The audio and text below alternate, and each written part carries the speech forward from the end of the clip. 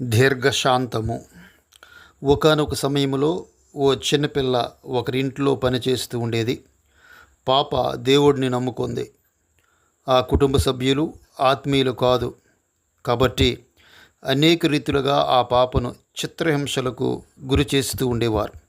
ప్రార్థన చేస్తుంటే వెనుకాల నుంచి తనడం, బైబిల్ చదువుతూ ఉంటే ముట్టుగాయలు వేయడం, ఈ విధంగా హింసిస్తూ ఆ పాపను ఏడిపిస్తూ ఉండేవారు. కానీ ఆ పాప వారి మీద కోపం తెచ్చుకోలేదు. ఇంతగా బాధ పెడుతున్న ఆ పాప ఏనాడు ఎదురు తిరిగి మాట్లాడడం కానీ, ద్వేషభావం పెంచుకోవడం కానీ చేయలేదు. ఈ హింసలన్నీ తాళలేక ఆ పాప ఒకరోజు కన్నుమూసింది.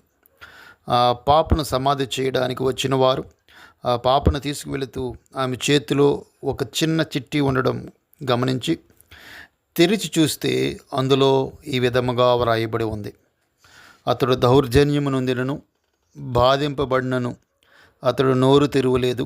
వదకు తేబడి గొర్రెపిల్లయు, బొచ్చు కత్తిరించు వాని ఎదుట గొర్రెయు మౌనముగా నున్నట్లు అతడు నోరు తెరువలేదు. యెషయా గ్రంథం 53వ అధ్యాయం 7వ వచనంలో వ్రాయబడి ఉన్నది. ఈ వాక్యాన్ని ఒక స్లిప్లో వ్రాసుకుని తన గుప్పెట్లో పెట్టుకుంది. నా ప్రభువు ద్వేషింపబడి నోరు తెరవలేదు. ఆ ప్రభువుని కలిగిన నేను నన్ను హింసించు వారిని ఏ రీతిగా ద్వేషించగలను అని చెప్పి హింసను భరించి తన సాక్ష్యాన్ని కాపాడుకుంది. క్రీస్తును సంపూర్ణముగా అంగీకరించిన ఆ పాప క్రీస్తును సంపూర్ణముగా వెంబడించింది. చిన్నపిల్లే కానీ ఎంత గొప్ప ఆత్మీయత! ప్రియులారా, ఆత్మ ఫలాల్లో ఒక గొప్ప లక్షణం దీర్ఘశాంతము, సహించడము లేదా ఓపికతో భరించడం. ఆనాడు క్రీస్తు దూషింపబడి ద్వేషింపబడి ఆ దూషణలను సహించి వదకు తేబడిన గొర్రె పిల్లవలే మౌనముగా ఉండినట్లు నోరు తెరవలేదు. క్రీస్తుని వెంబడిస్తున్న మనము కూడా ప్రతి దూషణలో, హింసలో ఆయన వలె సహనాన్ని కోల్పోకుండా మౌనముగా ఉండడం నేర్చుకోవాలి.